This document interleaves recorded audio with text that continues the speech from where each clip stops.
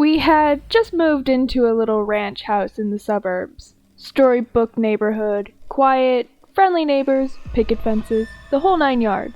Suffice it to say that this was supposed to be a new start for me. A recently single dad and my 3-year-old son. A time to move on from the previous year's drama and stress. I viewed the thunderstorm as a metaphor for this fresh start. One last show of theatrics before the dirt and grime of the past would be washed away. My son loved it anyway. Even with the power out, it was the first big storm he'd ever seen. Flashes of lightning flooded the bare rooms of our house, imparting unpacked boxes with long creeping shadows, and he jumped and squealed as the thunder boomed. It was well past his bedtime before he'd finally settled down enough to go to sleep. The next morning I found him awake in bed and smiling. "I watched the lightning at my window," he proudly announced.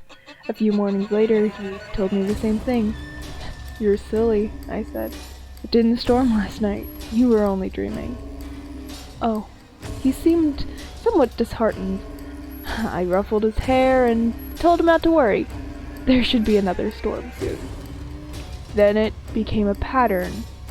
He would tell me how he watched the lightning outside his window at least twice a week, despite there being no storms. Reoccurring dreams of that first memorable thunderstorm, I figured. It's easy to hate myself in hindsight. Everybody assures me there's nothing I could have done. No way I could have known, but I'm supposed to be the guardian of my child, and these are useless words of comfort.